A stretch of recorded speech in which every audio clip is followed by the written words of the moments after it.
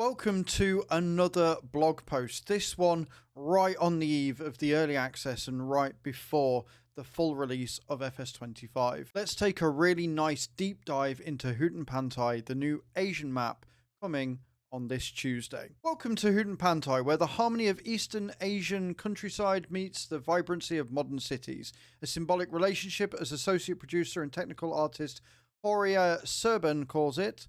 Learn more in our interview as he explains what he and his team of environmental artists envisioned when creating the map. Farming Simulator 25 releases November 12th. There's still some time to pre-order, which gets you the MacDon pack, or go for the fancy collector's edition, including a USB ignition lock to start your in-game tractors. Horia, tell us a bit about you and your position.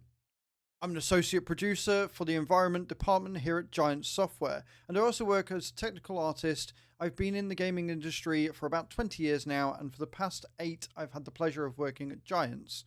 My journey here started with Farming Simulator 17 back in 2016, and I immediately connected with the unique aspects of the game. Before joining, I worked on a variety of titles like Call of Duty Ghosts, Dead Rising 3, and Test Drive Unlimited 2. Mostly in outsourcing. But it was with Farming Simulator that I found a new passion. This game is special to me, and being part of its growth and evolution has been truly exciting. Watching the franchise expand over the years and knowing I've played a role in that journey brings me so much happiness and pride. I'm thrilled to help bring this world to life for our players season after season. Really nice introduction there, to be honest, and the fact that the technical artist has got so much going for them is fantastic. They've got a really nice pedigree of games, so it's nice to know that the game is in safe hands on that aspect, and you can really see that in the quality of work that we've seen so far with FS25. Inspiration and atmosphere. What kind of atmosphere were you aiming for? With HUTAN Pantai map, we wanted to create an authentic East Asian atmosphere that embodies the harmony between countryside landscapes and the vibrant modern cities typical of this region. The symbiotic relationship where the bustling cities are sustained by the hard work and dedication of rural areas is central to the map's vision. The contrast and connection between these two areas were essential elements for us to capture. We also wanted to integrate specific elements unique to the region, showcasing how the modernization of cities has facilitated the movement of goods. Through features like elevated highways and suspended train bridges, we connect the fields to the urban centres, creating a seamless flow that mirrors real-world infrastructure. Our goal was to present the world that feels both familiar and rich with unique cultural blend of East Asia. In addition, we made it a priority to preserve the heritage and culture of the region by designing a traditional village and a temple area. Both with architectural styles that have been used for hundreds of years, these elements honour the historical and cultural richness of the area, ensuring authenticity and a sense of legacy, which is fantastic. The fact that they've played homage to the cultural side of it and tried to do it justice as opposed to just going, Asia, there you go, some Asian stereotypes, is really good to see. Like, again, it shows that they want to care about it, shows how much time and effort they've put into research and things. And again, the roads and everything look absolutely phenomenal, and I can't wait to flip my truck and trailer off of that because I'm going too fast, which is 1000% going to happen. Where did the inspiration come from? Our inspiration came from a variety of sources, each helping to shape a different aspect of the HUTAN Pantai map.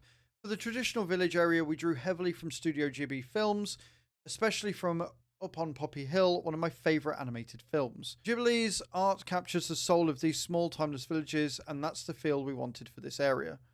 For the industrialised town area, we looked to the vibrant neon-lit streets of bustling cities like Seoul and Tokyo. Those lively, illuminated scenes bring an energy that reflects the rapid pace of modern life.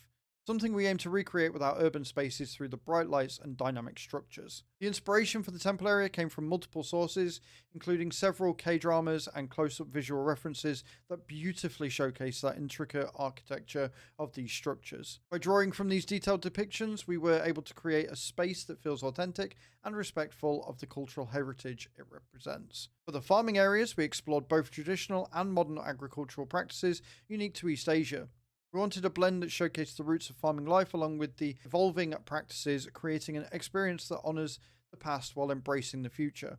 Drawing from such a wide variety of sources allowed us to bring a diverse and immersive world to life, but with the elements that feel true to the essence of East Asia. And you can see it. You can see it in these screenshots. The map looks massive. I'm not going to lie. The maps in FS25 look huge.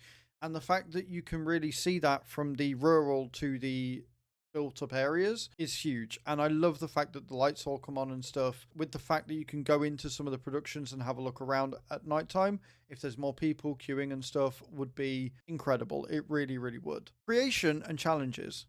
When starting to work on a new map, how do you approach it? Every new map starts with extensive research focused on the specific area or theme we're aiming to recreate. We dive into the culture and unique characteristics of that region to bring the most authentic experiences to our players.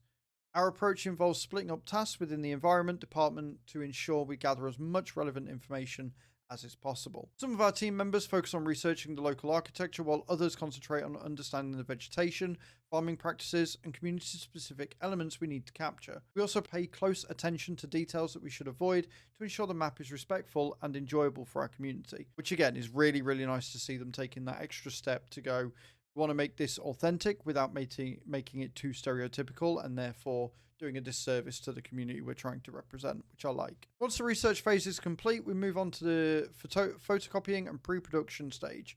Here we experiment by greyboxing, creating basic 3D models to establish the layout of the map. This stage allows us to test and adjust the positioning of essential elements like production buildings and landmarks. It's an exciting process of turning research into tangible environment, and it helps us set a strong foundation for the final map, which is crazy when you think about just how much goes into making a map. The research on its own is just a mammoth task, and then to go that stage further and start building it block by block all the way from the ground up with modern technologies to make it look as lively and amazing as what they have, I'm all for that. I'm genuinely all for that. How did you approach the environmental design and landscape? Our approach to HUTAN PANTAI's environmental design started with a clear vision focused on symmetry and balance. This map stands apart from the others by emphasizing the unique contrast between the tradition and the modernization. Recurring theme in the region's landscapes, we concentrated the industrial area near the city, where the port serves as the endpoint for the farming process, symbolizing the export of goods beyond the map's boundaries. While this is just a metaphor rather than a gameplay feature, it reinforces the flow and purpose of the farming life cycle. Interesting. So you can take things to the ferry point essentially, but it doesn't actually go anywhere. It just counts as a sell point. That's a bit disappointing. I was hoping that you were going to be able to, like you do with the trains in 22, take it and transport it to Riverbend Springs, for example. Maybe you still can. That sentence there kind of dashes my hopes for the transport of goods, which is a bit of a shame. Our goal was to capture the essence of East Asia as accurately as possible, blending the charm of the countryside with the dynamism of industrial progress. The flow of farming process on this map moves from the southwest to northeast, guiding players through this journey of production and transportation.